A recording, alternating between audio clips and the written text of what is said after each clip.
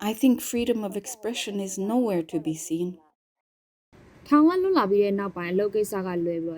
Since my release, I have stopped posting any content except for matters related to my work.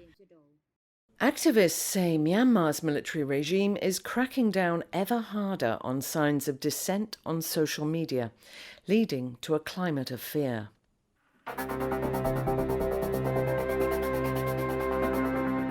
Hello and welcome to Do Athan, a weekly podcast that brings you human rights stories from Myanmar. It's brought to you by Fondation Hirondelle. This episode is produced by Doe Watch. Names and voices may have been changed to protect contributors.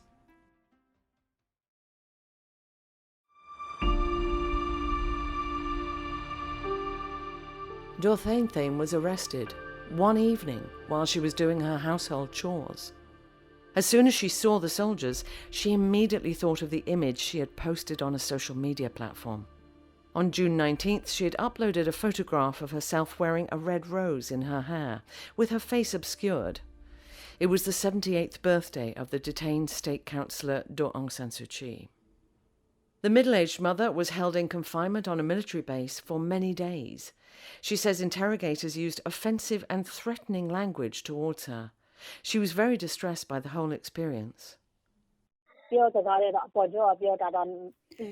took a mental toll on me as they were making demeaning remarks, like questioning how I could still be happy despite owing people money. They showed a photograph of me and my son.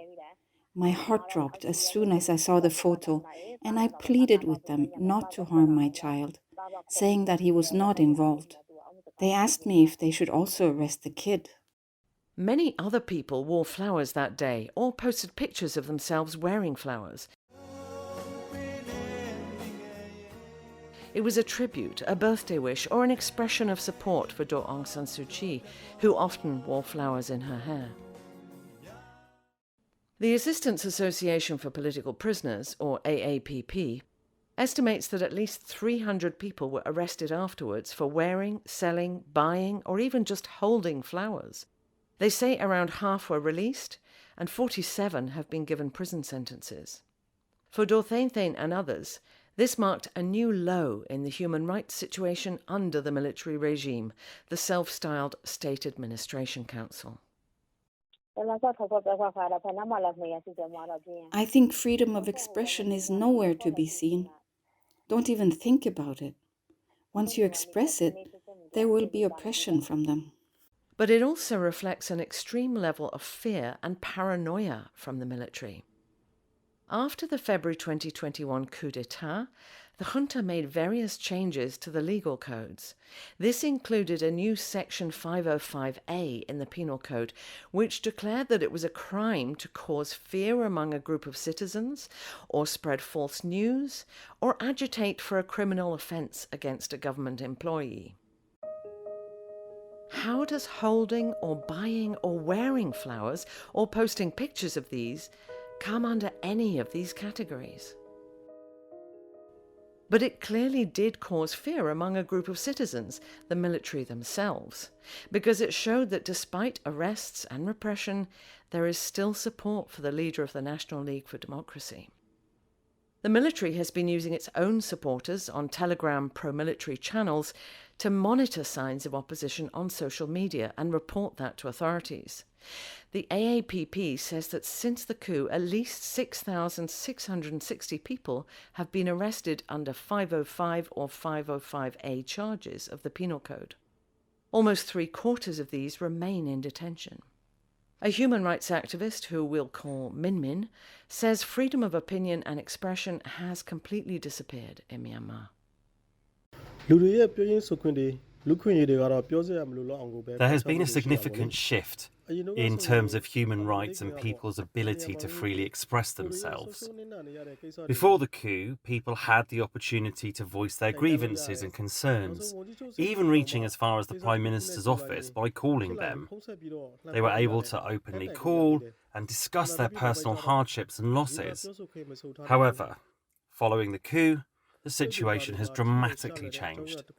Just interacting or sharing a sensitive post on social media can now lead to arrests and imprisonment, let alone writing a post. Ma Yi learned that the hard way with jail time. In late 2021, she liked and shared news on Facebook about the murder of a man believed to be a member of the pro-military Pusoti militia. The mother of two was charged under 505A and received a 2-year prison sentence. Facebook မှာ like and share လုပ်ထားတာတွေကို print ထုတ်ထားတဲ့စာရွက်တွေထပ်လိုက် They used the likes and shares from Facebook as evidence during the interrogations. I was taken to the police station and questioned immediately. I suppose it was fortunate that policewomen were present while I was being transported. There was no physical abuse. I spent a few days at the police station before being directly transferred to the prison.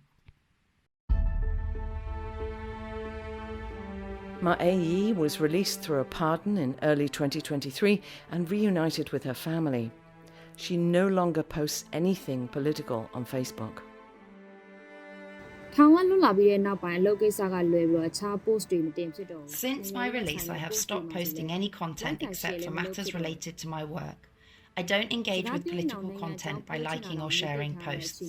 I find myself holding back from discussing political matters, even if I want to.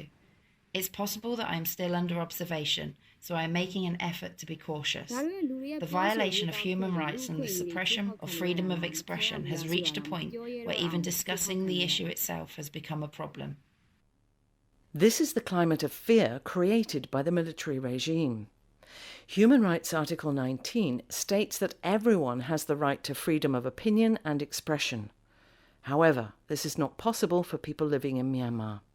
Even younger people are restricting their activities. Ma Wawa is in her 20s and used to upload posts that were critical of authorities. Now she's more cautious. I don't post anymore like I used to.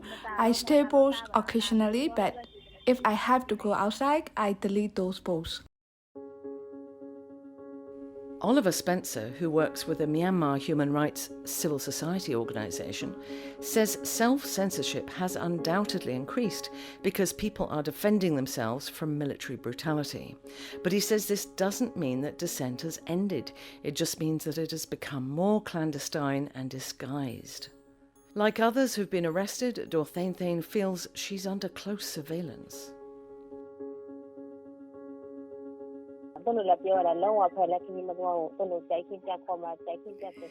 They told me not to travel anymore and that they might call me at any moment and I should be available for further interrogation. They said that if I didn't comply, I would lose everything I own.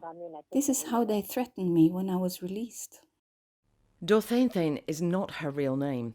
In fact, such is the level of fear in Myanmar that even the human rights activist who spoke to Dorthain on this issue wanted to remain anonymous. But despite this, Dorthain was willing to speak to us, and she delivered a stinging rebuke to the military's claim, touted frequently on state media, that their main goal is to protect their citizens and keep them safe.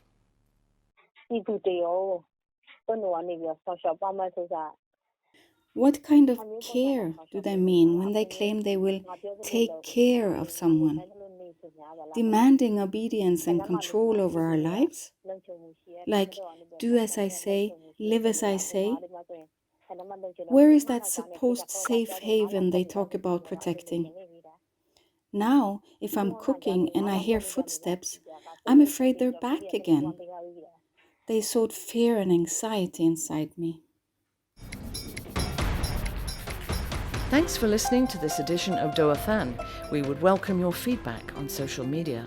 This project on human rights reporting is supported by Fundación Hirondelle with the help of our donors. You can listen to our podcasts via the Dorthain Facebook page. They can also be found on SoundCloud, YouTube and iTunes. You can also listen every Saturday night from 9 to 10 p.m. and Sunday morning from 6 to 7 a.m. on Voice of America Radio. Please tune in again next week.